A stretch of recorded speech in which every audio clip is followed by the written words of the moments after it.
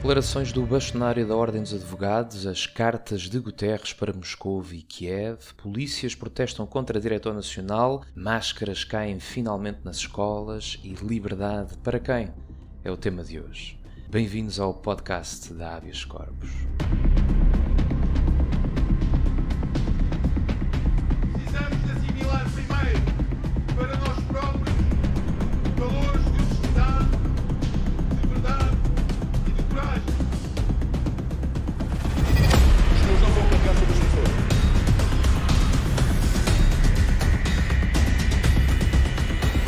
Vamos deixar que isto aconteça.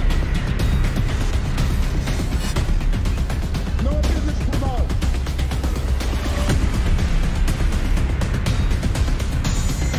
Pelos nossos filhos e pelos nossos netos. O verdadeiro poder é o poder da população. Bem-vindos a mais um episódio do podcast da Habeas Corpus, em vésperas de 25 de Abril, na presença habitual do Dr. Rui da Fonseca Castro. Boa noite, Dr. Rui. Boa noite, Bruno, e boa noite a todos os que nos estão a ouvir, mais uma vez. E hoje também com o Nelson Porfírio, que se ainda não conheceram em nenhuma ação da Habeas Corpus, já tiveram pelo menos a oportunidade de o ouvir no nosso segundo episódio, onde falámos sobre a União. Boa noite, Nelson. Boa noite, Bruno. Boa noite, Rui. Boa noite a toda a gente que nos está a ouvir. E obrigado pelo convite novamente, Bruno. E hoje falamos sobre liberdade e sobre a quem ela verdadeiramente aproveita. Mas antes disso, e como sempre, primeiro vem a atualidade semanal. O bastonário diz que o Ministério Público deve explicar absolvições de políticos. É uma notícia desta semana, no entanto, não nos focamos tanto no título da notícia. O bastonário da Ordem dos Advogados, Menezes Leitão, foi uma das poucas vozes que têm destaque público, que foi apontando críticas à suspensão de direitos fundamentais durante os últimos 2 anos. E vem reclamar agora, por ocasião da abertura do novo ano judicial, que seja dado poder à Ordem dos Advogados para efeitos de suscitar a fiscalização da constitucionalidade das leis ao Tribunal Constitucional. Dr. Rui, faria ou fará diferença? Bom, a título de introdução e para o esclarecimento de quem nos está a ouvir, existem 3 modalidades de fiscalização da constitucionalidade inscritas na Constituição da República Portuguesa. É a preventiva, a concreta e a abstrata. Aquela a que o Sr. Bastonário da Ordem dos Advogados está a referir é a abstrata. A fiscalização abstrata da constitucionalidade permite ao Tribunal Constitucional decidir sobre a declaração obrigatória de inconstitucionalidade de uma determinada norma, ou seja, a norma deixa de ser válida porque foi declarada inconstitucional com força obrigatória geral. Existem diversas entidades que podem suscitar fiscalização abstrata da constitucionalidade, enfim, Presidente da República, Primeiro-Ministro, e outras entidades, tais como Ministério Público, Provedor de Justiça, e nessa medida, estando inserido o Provedor de Justiça no elenco de figuras, de entidades que podem suscitar a fiscalização abstrata da constitucionalidade, é óbvio que a Ordem dos Advogados também deveria ter essa competência. Se isso fará diferença, bom, o Provedor de Justiça ou a Provedora de Justiça, eu nem sei se é um homem, se é uma mulher, durante estes últimos 2 anos, foi uma figura completamente apagada num período em que os direitos e liberdades fundamentais dos cidadãos foram absolutamente atropelados, foram trucidados. E, portanto, isso depende sempre da figura que está à frente de uma determinada organização. Neste caso, a Ordem dos Advogados é uma pessoa coletiva de direito público que tem como, entre as suas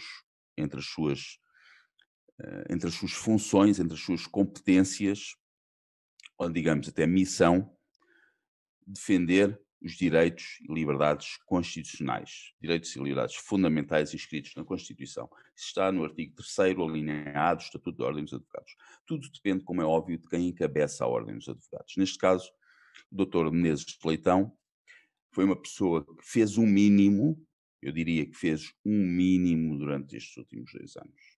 E porquê é que ele não fez mais? Isso é uma pergunta que se lhe deverá fazer. Há uma falta de independência dos titulares de cargos e funções neste país, sejam eles, isto é transversal à nossa sociedade, há uma dependência dos cidadãos face ao Estado, há uma cobardia inerente à sociedade portuguesa e, portanto, isso depende sempre de quem preside a Ordem dos Advogados. Neste caso, o Dr. Menezes Leitão fez o mínimo dos mínimos. E eu acho que eu vejo com. Eu reprovo a atuação dele durante estes últimos 2 anos. Portanto, faz a diferença, mas também depende de quem estiver à frente da instituição. Guterres pede para ser recebido por Putin em Moscou e por Zelensky em Kiev.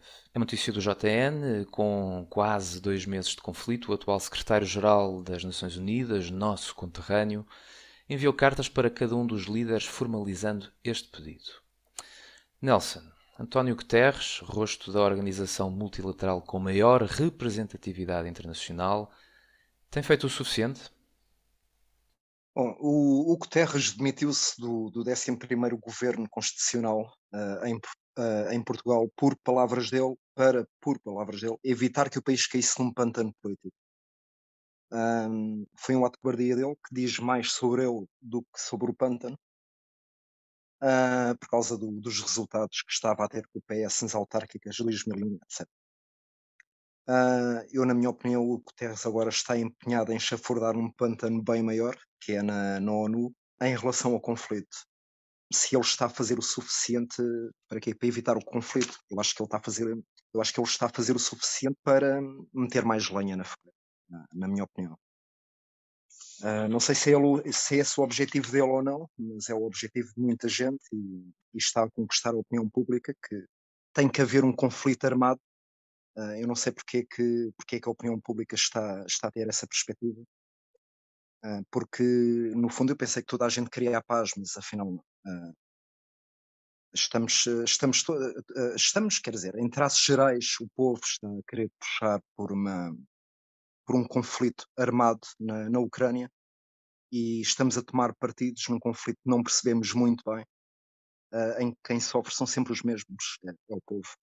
Polícias desiludidos com Magina da Silva marcam um protesto contra a direção nacional da PSP. A manifestação de polícias realizou-se esta quinta-feira e visava diretamente a direção nacional da PSP e o seu titular, o superintendente Magina da Silva. A Associação Sindical, a ASP, tece duras críticas e afirma que as palavras do diretor nacional contrariam o cotidiano dos polícias. Dr. Rui, está solidário com as queixas dos polícias? Bom, eu iria primeiramente focar no título desta notícia, que refere polícias desiludidos com Magina da Silva. O diretor nacional da Polícia de Segurança Pública é um homem fraco, incompetente e sem capacidade de liderança. E, para além disso, é um homem com uma ambição pessoal desmedida. Isso tornou, ele foi, salvo erro, se a memória não me engana, não me falha, foi empossado no início de 2020 e, portanto, estas características que ele possui, incompetência, fraqueza, incapacidade de liderança, mais ambição pessoal desmedida, tornam-o o capacho perfeito de um regime como o nosso.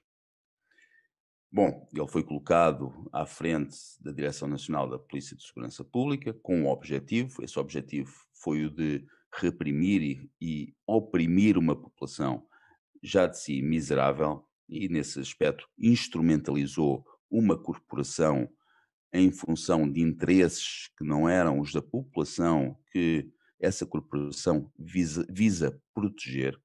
E, portanto, é óbvio que eu estou solidário. Os polícias, muito provavelmente, hoje em dia, sentem-se usados, sentem-se instrumentalizados.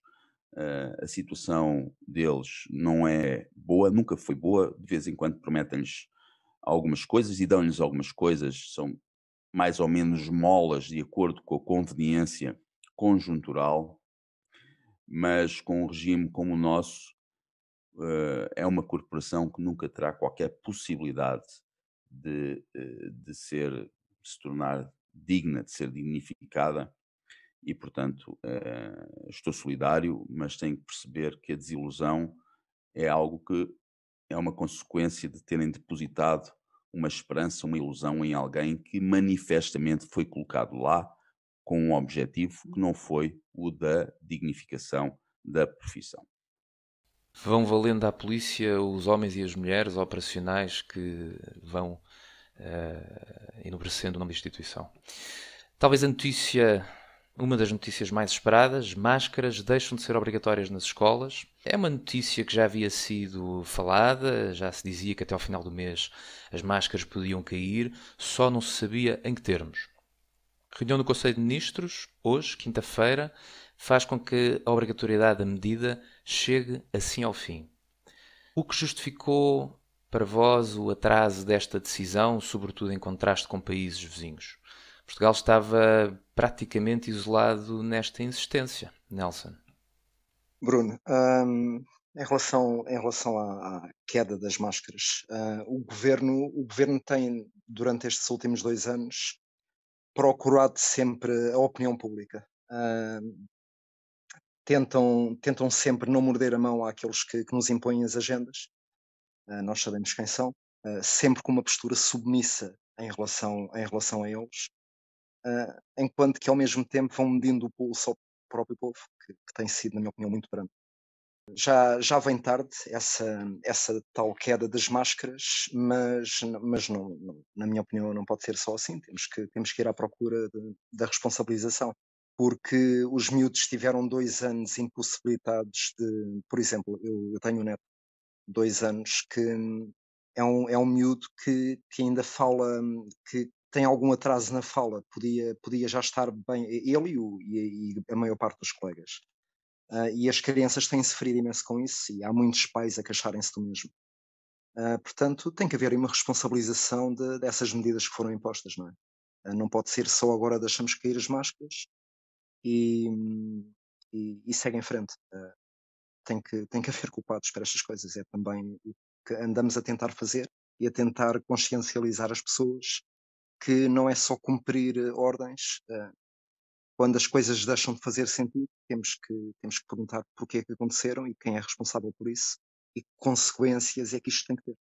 Doutor Rui, foi uma luta de muitos meses, de anos, a queda das máscaras, especialmente em contexto escolar, especialmente com os mais vulneráveis, as nossas crianças, e Portugal arrastando isto sem explicação, já de forma isolada face aos parceiros, aos países vizinhos. O que é que justifica isto? Bom, antes de mais, a máscara, é preciso que as pessoas sabem, quem nos está a ouvir certamente tem noção perfeita disso. A máscara é uma peça fundamental na falsa pandemia, porque durante 2 anos foi a única coisa que fora de casa, em casa as pessoas normalmente têm televisão, fora de casa é a máscara, a obrigação da máscara para fazer lembrar as pessoas que existe uma pandemia que é uma falsa pandemia. Portanto, a máscara desempenhou um papel fundamental durante estes últimos 2 anos e, para além disso, é um símbolo de silenciamento, de perda de identidade, de atraso no desenvolvimento da personalidade, que no caso das crianças e dos jovens terá um impacto daqui a 10, 15, 20 anos devastador, terrível na nossa sociedade. As pessoas não têm noção disso. Antigamente, a jurisdição de família e menores era, pelo Ministério Público, denominada como jurisdição dos afetos. O Ministério Público se demitiu das suas funções. Enfim. Bom, porque é que nós fomos os últimos a abandonar ou a deixar cair a obrigatoriedade do uso de máscara? Isso é muito simples. Se bem que a pandemia ou a falsa pandemia é algo que vem de interesses supranacionais e que são transmitidos aos Estados através de diversas formas, diversos veículos, e que, portanto, quem está no poder já celebrou acordos com quem manda com quem manda na pandemia, neste caso, e, portanto, eles têm que cumprir esses acordos, porque senão sofrem as consequências. E, portanto, a máscara foi imposta por essa via. Portugal não é diferente, a questão é saber porque é que nós fomos os últimos na Europa a abandonar. E nós fomos os últimos na Europa a abandonar porque nós já tínhamos uma sociedade doente. Nós, o autoritarismo, o totalitarismo não começou agora. Nós em 2019, em 2018, em 2017, nós já tínhamos, e antes, nós já tínhamos um regime oligárquico, nepotista, cleptocrático, pedófilo e ainda não era genocida. Mas os outros três já o era. E, portanto, foi um regime que tomou o gosto pela máscara, percebeu que a máscara lhe proporcionava algo a mais que eles não tinham antes, lhe proporcionava um degrau acima na possibilidade de controle das pessoas, de controle dos indivíduos, de controle do indivíduo e de opressão da população. E, portanto, tomou-lhe o gosto e deixou cair a máscara o mais tarde possível, porque nós também em Portugal, nós não temos uma sociedade civil combativa. Nós perdemos a autoestima. Os portugueses perderam a autoestima. E é isso que os portugueses precisam de ganhar. Os portugueses não precisam de pedir direitos. Eles têm direitos, têm que os exercer. Atividade de habeas corpus, o que é que habeas corpus anda a fazer? Dia 25 de Abril, frente à Assembleia da República, ou pelo menos com início lá, vamos ter a oportunidade de assistir a um discurso do Dr. Rui. Já tínhamos feito referência a isto no último episódio, mas relembramos, a habeas corpus marcará presença neste protesto. Venham ter connosco, venham conhecer-nos. Esta sexta-feira vai haver uma conversa entre a escritora, investigadora cristã, crítica de ideologia de género que está presente nas escolas portuguesas, Maria Helena Costa e, naturalmente, o Dr. Rui da Fonseca e Castro. Dr. Rui, quer fazer uma antevisão de como será a conversa, quem sabe para aguçar a vontade dos nossos seguidores em assistir? Bom, a conversa será à volta de um tema em que a doutora Maria Helena Costa tem particular, sobre o qual a doutora Maria Helena Costa tem particular conhecimento e esse tema, em termos jurídicos, esse tema gira à volta do artigo 36, número 5 da Constituição, que estabelece que os pais têm o direito e o dever de educação e manutenção dos filhos. O que acontece hoje em dia é que o Estado, insidiosamente, tenta impor uma doutrina de organização política da sociedade que prescinde quer da família e que prescinde da individualidade e não apenas isso, e torna as crianças e os jovens em objeto de sexualiza-os. Isso começa nas escolas. Isto neste momento está a começar nas escolas.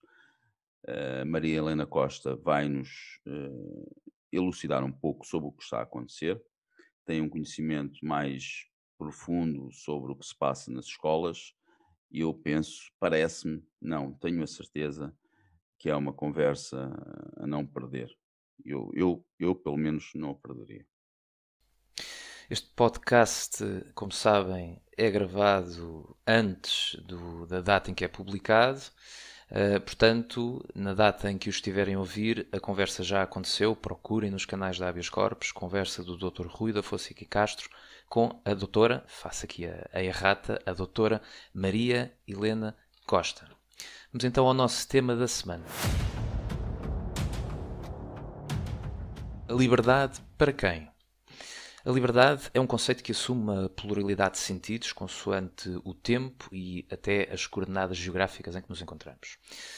Entre nós, nas sociedades de matriz ocidental, a liberdade pode ser entendida em termos gerais como a capacidade de autodeterminação ou independência, ou, de outro modo, a ausência de submissão ou servidão.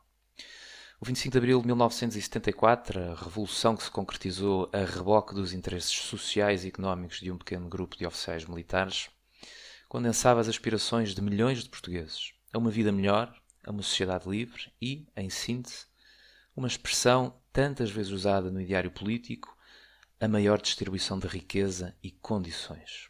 Nelson, A tua idade permite já falar deste tema com alguma propriedade. De 74 para os dias de hoje, a liberdade tem aproveitado essencialmente a quem e como é que explicas isso? Eu nasci em 73. Em abril de 74 eu fui celebrar também ao colo, mas fui celebrar, já tinha um cravo na mão. Ahm, eu sou do Seixal, um concelho tipicamente comunista, onde até já há décadas que temos aqui a festa do Avante, e o 25 de Abril foi sempre muito celebrado aqui no Seixal, mesmo no seio familiar.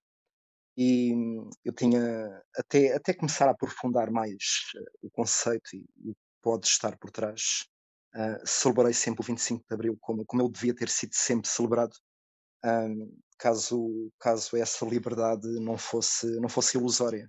Nós vivemos numa sociedade, sabemos que o nosso papel, a escravatura já acabou, ok? Mas no fundo a liberdade que temos é ilusória, porque temos sempre um papel a desempenhar na sociedade e não somos absolutamente livres. Ah, é, por enquanto, acho que é impossível de conseguir, mas, no entanto, apesar de ser uma liberdade ilusória, que eu tenho consciência que sempre tive, ah, era uma liberdade ilusória que era um facto para mim, e eu dei-a como garantida, sempre, até 2020. Em que percebi que não podemos dar de forma alguma a liberdade como garantida, porque não é pelo facto de vivermos numa democracia, também essa agora eu vejo que ilusória, não é pelo facto de vivermos numa democracia que as nossas liberdades não nos são subtraídas, não são atropeladas, aqui parafraseando o Rui.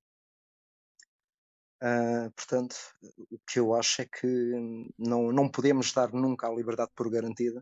Se me permites, é a própria vivência em democracia que até nos pode levar a criar a ilusão de que a liberdade é um dado garantido. Sim, o conceito de democracia tem a liberdade também agregada, não é? Mas as pessoas têm que olhar para o que as rodeia. E não é só por nos dizerem que vivemos numa democracia que isso se torna um facto.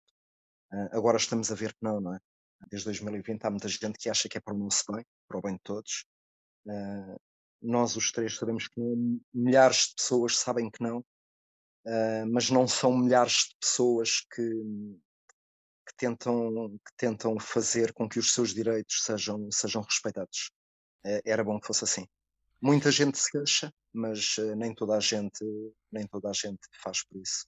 E é pena. Mas esta liberdade que tu dizes que é ilusória era uma das conquistas de Abril. Doutor Rui, esta liberdade será ilusória para alguns, mas efetiva para outros?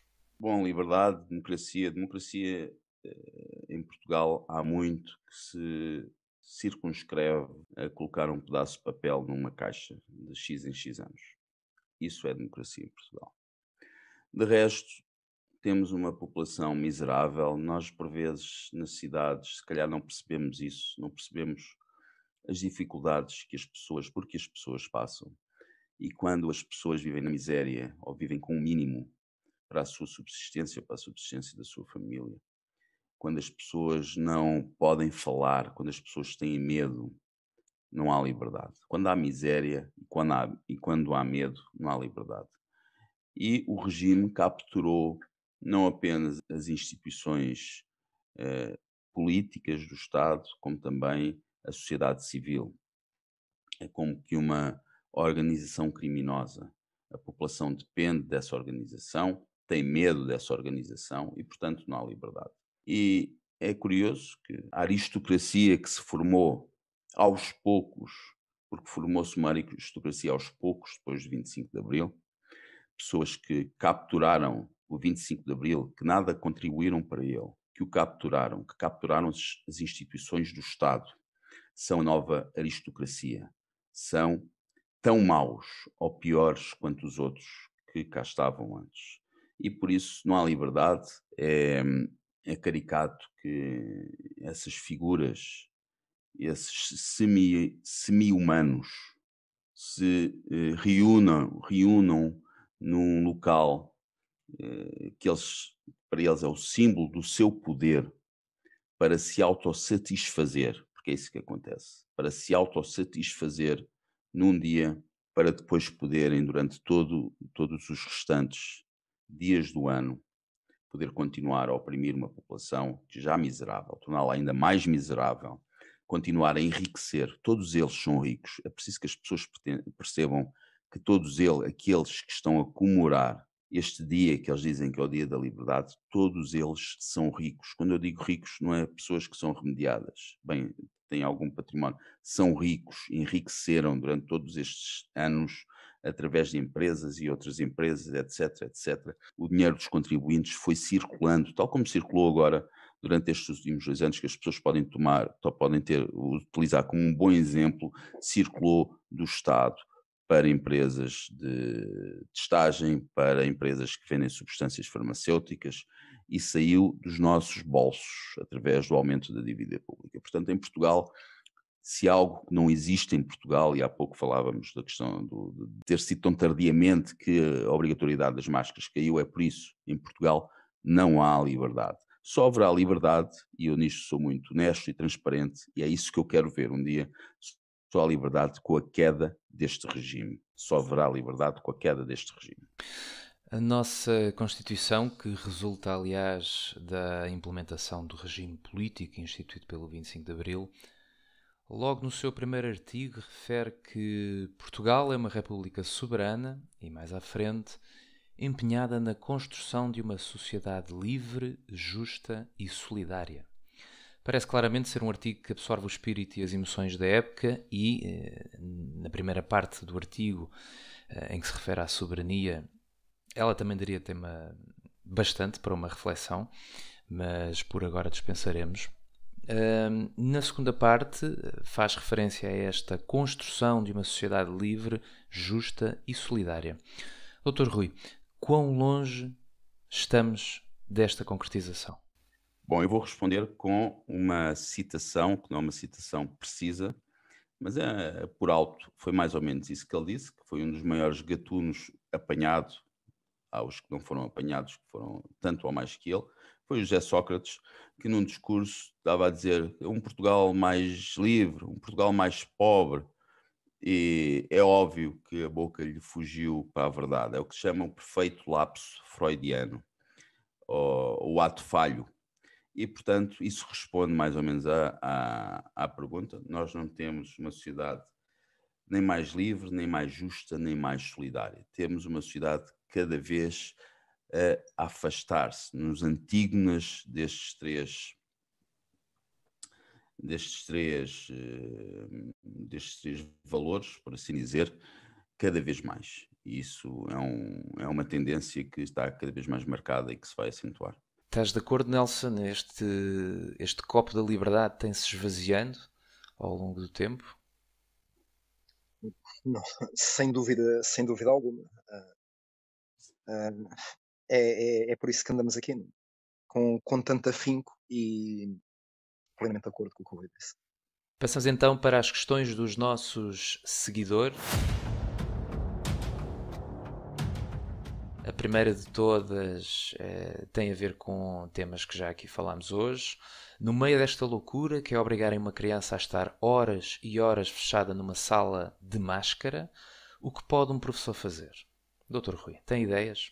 Bom, eu tive a oportunidade de publicar um pequeno, não diria um manual, mas um conjunto de medidas ou contramedidas para os pais para protegerem os seus filhos no que diz respeito à obrigatoriedade de uso de máscara na escola. As máscaras deixarão, a partir da manhã, de ser obrigatórias nas escolas, mas, muito provavelmente, se-lo-ão novamente num futuro não muito longínquo. E, portanto, é um documento que continuará a ter a sua utilidade. No que diz respeito aos professores, os professores estão numa situação ingrata porque, mesmo que deem aos alunos a opção de não usar máscara ou de usar máscara, eles sabem que Existem alunos que vão contar aos pais que o professor não está a usar máscara, o professor vai ter um processo disciplinar, mas não há caminhos fáceis nesta matéria. Ou nós defendemos aquilo em que acreditamos e depois, em relação a processos disciplinares e ao confronto com a instituição escolar, haverá possibilidades do professor se defender, e quanto mais professores defenderem os seus alunos, mais professores surgirão com coragem para defender os seus alunos, e portanto é um processo, mas não há caminhos fáceis. Alguém tem que começar e fazer o sacrifício e passo a redundância, de ser o primeiro sacrificado, porque é assim que se abre a porta depois para as outras pessoas perderem o medo. Nelson, tenho uma pergunta que fará sentido para ti, uma vez que te tem cabido a organização dos eventos da Habeas Corpus. Vejo que durante as manifestações ou eventos organizados pela Associação, os elementos da Habeas Corpus, e o Dr. Rui em particular, mantêm um semblante solene. Admiro isso. A Habeas Corpus, quando organiza uma ação em que vamos para a rua, vamos em marcha de protesto. Não vamos celebrar, e mesmo em relação às redes sociais e a todo o nosso conteúdo que lançamos, tentamos sempre ter uma imagem sóbria, solene, sim. Em relação à minha pessoa, eu realmente meto aquela cara 33 quando estou nas manifestações, é verdade. Mas eu não sou assim. Quem me conhece sabe que eu não sou assim. Mas nas manifestações acho que faz sentido. Para contrabalançar esse ar mais solene que o pessoal da Habeas Corpus tem nas manifestações, temos lá muita gente a fazer barulho e sempre com uma alegria contagiante também. Embora seja uma marcha de protesto, acho que o barulho e essa alegria que essas pessoas levam para lá é muito bom e ajuda também a contrabalançar e a incomodar mesmo durante a nossa marcha. Em relação ao ar solene, ao meu, e o Rui, pronto, faz todo sentido, já toda a gente conhece a postura do Rui nas manifestações. Em relação a mim e dos outros elementos, sim, tentamos adotar a solenidade da Habeas Corpus, porque acho que faz sentido. E que já é uma imagem de marca. Bom, e aproximamos então do fim do episódio de hoje, quarto episódio do podcast da Habeas Corpus. Tenho a agradecer ao Dr. Rui da Fonseca Castro, como sempre, a nossa presença habitual. Obrigado, Dr. Rui. Muito obrigado, Bruno. Obrigado, Nelson. E obrigado a todos que nos ouviram. Nelson, obrigado a ti também. É sempre um gosto ter-te por cá. Vou-te desafiar mais vezes. Obrigado, Bruno. E obrigado, Rui, também. Fiquem por perto, estamos no Facebook, YouTube, Instagram e Telegram. A opção desta semana foi uma frase de Benjamin Franklin e com ela nos despedimos. O amor da liberdade torna os homens indomáveis e os povos invencíveis. Boa noite e obrigado.